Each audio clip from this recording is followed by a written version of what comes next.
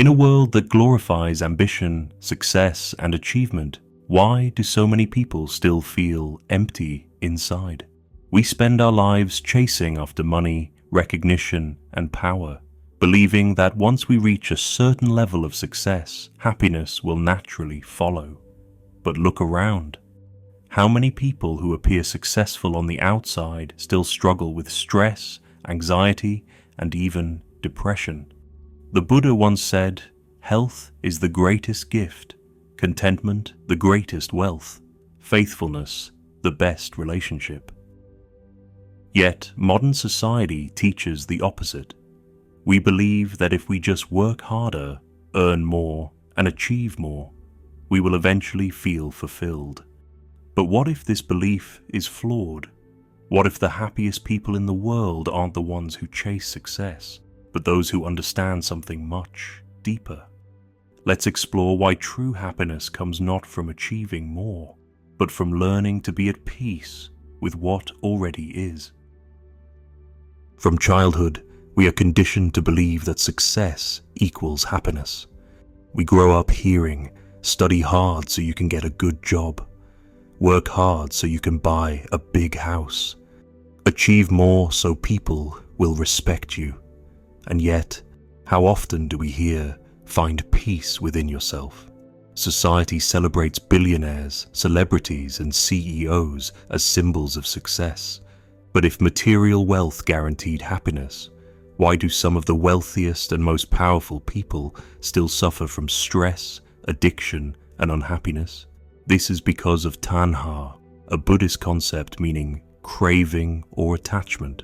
When we attach our happiness to external achievements, we create endless desire. Imagine a man who spends his whole life chasing wealth. He tells himself, "Once I have $1 million, I'll be happy." But when he reaches that goal, he doesn't feel satisfied, so he sets his sights on 10 million. When he gets 10 million, he wants 100. His happiness is always somewhere in the future, never in the present moment. No matter how much he achieves, he never truly feels at peace. There's an old Buddhist story about a wealthy merchant who visited a wise monk. He asked, "Why do I feel so empty even though I have everything I ever wanted?" The monk handed him a cup and poured tea into it. He kept pouring until the tea overflowed onto the table. The merchant jumped back. "Stop! The cup is already full." The monk smiled and said, "Just like your life. You keep trying to pour more into it, but you are already full. Until you stop chasing more, you will never enjoy what you have. Success is not the enemy, but attachment to success is. If your happiness depends on what you achieve tomorrow, you will never find peace today." Does this mean we should never strive for improvement? Not at all. There is a difference between healthy ambition and unhealthy attachment. Buddhism teaches right effort, the idea that we should work hard but without attachment to the outcome. This means doing our best without tying our self-worth to success. Let's consider two people climbing a mountain. The first person is obsessed with reaching the peak. Every step feels like a struggle because all they can think about is getting to the top. If they face obstacles, they become frustrated. If they don't reach their goal, they feel like a failure. The second person also wants to reach the top, but they enjoy the climb.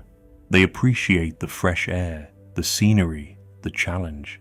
They take their time, learning from each step. Whether they reach the summit or not, they are already fulfilled. Which person do you think will feel happier at the end of the journey? The Buddha taught that suffering comes from attachment, not from effort. When we cling to success as the source of our happiness, we become prisoners of our own desires. But when we pursue our goals with a sense of inner peace, we free ourselves from suffering. The question is not whether you should work hard, but why you are working hard. Are you climbing the mountain to enjoy the journey? Or are you climbing it because you think happiness is waiting at the top? If chasing success does not bring happiness, what does? The answer lies in contentment. The Buddha taught santosha, the practice of being satisfied with what we have. This does not mean we should stop growing, but rather that we stop thinking happiness exists somewhere else. Imagine two people with the same amount of wealth. One constantly compares themselves to others, thinking, "I need more." The other wakes up each day and thinks, "I have enough." Who do you think will feel happier? A wise monk once told a young man, "You say you will be happy when you have more. But if you cannot be happy now, you will not be happy then." Happiness is not a reward we get for working harder. It is something we can cultivate right now by shifting our mindset. How can we practice contentment? 1. Gratitude. Instead of focusing on what we lack, appreciate what we already have. 2. Mindfulness. Be present in the moment rather than always looking ahead. 3. Simplicity. Let go of unnecessary desires and focus on what truly matters. When we practice contentment, we no longer need to chase success. Instead, we allow joy to arise naturally. Here's the irony. When you stop chasing success and focus on purpose, meaning, and joy, success often follows.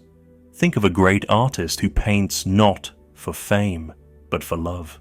A teacher who inspires, not for recognition, but for passion. A monk who owns nothing yet radiates peace. They may achieve great things, but not because they were chasing success, because they were living with purpose. Success is not something to chase. It is something that naturally comes when you align with your inner peace and purpose. So, what are we truly searching for? Is it success, or is it peace? The Buddha once said, "Peace comes from within." Do not seek it without.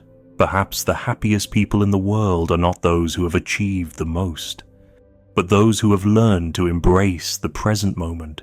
Instead of chasing success, focus on meaning. Instead of seeking happiness elsewhere, find it within. And instead of running after a future goal, allow yourself to enjoy this moment.